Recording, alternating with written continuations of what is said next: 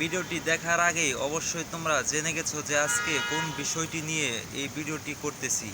Title এবং থাম্বনেলে দেখেই কিন্তু তোমরা ক্লিক করেছো। আজকে 2 বছর হলো মারা গেছে টাঙ্গাইলের ভাদাইমা আশান আলী। তিনি মারা যাওয়ার 2 বছর পরেই কিন্তু চলে গেল তারই এক প্রাণপ্রিয় বন্ধু ও কৌতুক অভিনেতা রবি চিঙ্কু। আজকে সন্ধ্যা 6টায় কিন্তু মারা গেছে। আমি অফিস থেকে ফিরেই কিন্তু দেখি রবি চিঙ্কু কিন্তু আর নেই। এই নিউজটি দেখে প্রথমে আমি বিশ্বাস করতে পারছিলাম না। পরে কিন্তু সত্যি সত্যি আমি ফেসবুক এবং গুগলে ইউটিউবে অনেক সাজেস্টে কিন্তু আমি সার্চ দিয়ে দেখলাম সত্যি সত্যি আমাদের সেই কৌতুক অভিনেতা রবি চিঙ্কু ভাই আর নেই। কি হবে এখন সেই কৌতুক অভিনেতার হাস্যকর ভাদাইমা ভিডিওগুলো? কে করবে সেগুলো? চলে গেছে না ফেরার দেশে ভাদাইমা আশান আলী, তারই বন্ধু। 2 বছর পরে কিন্তু চলে গেল তারই কাছে আবার।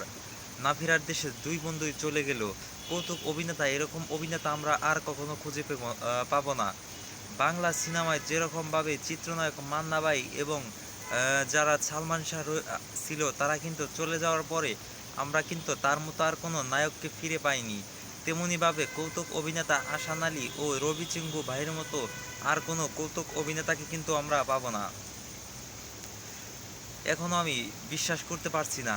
কিন্তু আপনারা কিন্তু অনেক জায়গায় দেখতে পারবেন তাদের জন্য কিন্তু অনেক খারাপ লাগতেছে। আমি কিন্তু প্রায় অবসর সময়ে কিন্তু রবি চিঙ্গুর ভিডিও, বাদাইমা সোনালির ভিডিও কিন্তু সব সময় কিন্তু দেখতাম। আজকে তারা দুজনই চলে গেছে না ফেরার দেশে। কেয়ার করার, এক বন্ধু চলে গেছে, বন্ধুকে ছাড়া কি আরেক বন্ধু থাকবে? এজন্য তিনিও চলে গেল তার মৃত্যুর 2 বছর পরে।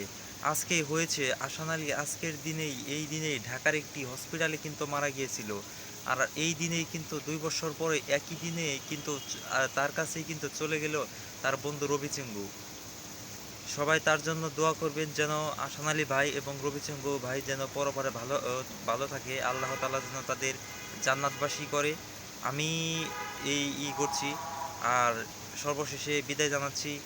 আশান আলী ভাই ও রবি চিঙ্কু ভাই, ওপারে ভালো থেকো তোমরা। দেখা হবে ওপার আসলে।